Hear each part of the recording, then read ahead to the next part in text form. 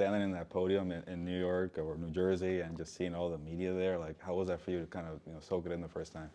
Yeah, that was my first experience in the New York media. Quite honestly, it's something that I'm really looking forward to. So um, it's a privilege to be the quarterback for the Giants, and I'm going to take it up on my shoulders to make sure that I handle it and approach it the right way and go out there and give it everything that I got. And I feel like if I do that, then I'll have no regrets. And there's not a better city to play for, and there's not a better place to be than New York. A lot of notable names in your quarterback room: Russell Wilson, Jameis Winston, Tom DeVito. How's that been so far? I know it's been a couple of weeks, but just getting to know those guys. Yeah, they've been great.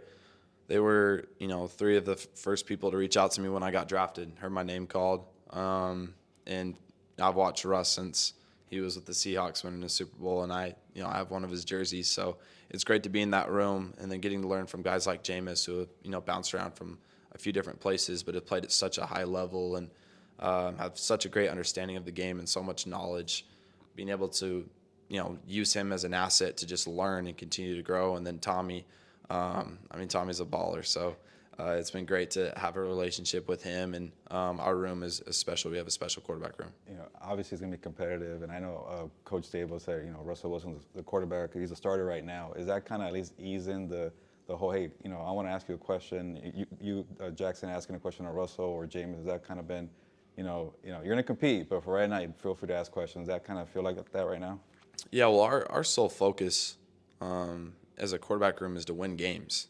That's what we come to work every single day to do. We want to win. So we all have the same focus. We have the same intent of what we're doing and how we're trying to handle it and make the team better. So obviously you're competing, but those guys they've been in my shoes.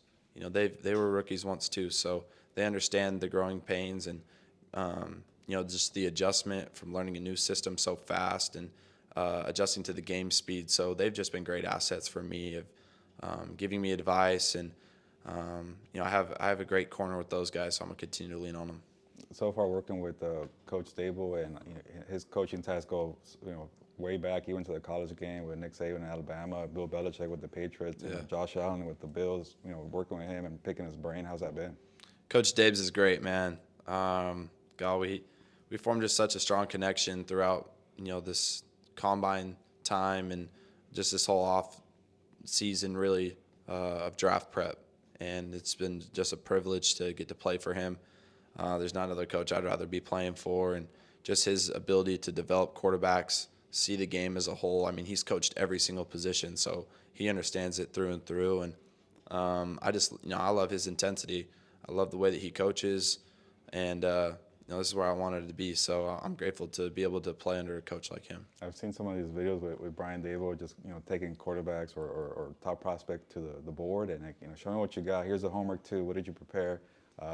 Take me to those those meetings where you had to prove yourself to him. Was that pretty intense? Yeah, you better be prepared going into a Dable meeting because it's intense, and he definitely wants to get the most out of you. And I would say if you're not prepared, don't step into the meeting because you're going to get grilled. But I felt like I was really prepared for it, and I was ready for it. So they threw all that they could at me, and I was able to handle it the best way that I could. And I think that just shows how intentional and how dedicated that coaching staff is to this process and finding the right guy. And Jackson, before I let you go, I want to get to know you as a person, but who are some quarterbacks that you grew up watching? Were there any other sports that you liked to play to when you were growing up? Yeah, absolutely. First of all, I love baseball.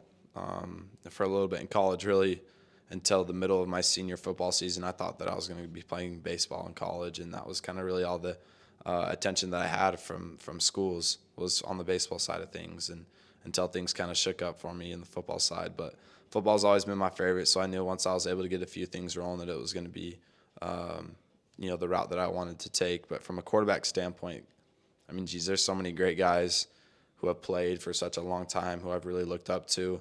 Being from Utah, I never really had an NFL team because we didn't have one, and I was always just a fan of different players. So growing up, guys like Brett Favre, obviously every quarterback wants to be like Tom Brady. You have guys in the league who you try to see similarities in their game. So guys like Josh Allen, there's so many greats and so many guys that I've looked up to, but those are just a few who I've really, dove deep into their game. You got that phone call from Eli Manning on draft night. How was Yeah. that? Yeah, Eli's been a huge role model of mine. Even before that I got to Ole Miss, being able to watch him beat Tom twice, that was incredible.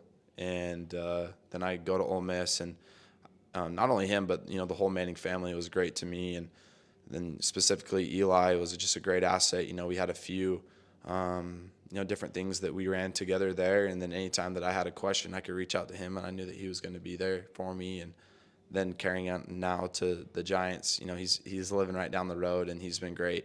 Making sure that he knows that I have him in my corner, and if I have questions, that I can continue to ask. And I think that that's a huge asset for me, because we've built such a genuine connection, and at the same time, he's done it. He's going to be a Hall of Famer, so he's also around the facility all the time. So it's great to have him and continue to grow this relationship that we have. Last question. I'm curious about this because it's kind of a topic right now. Do you feel NFL players should be in the flag football in the Olympics in 4 years from now, or do you have any opinion about that?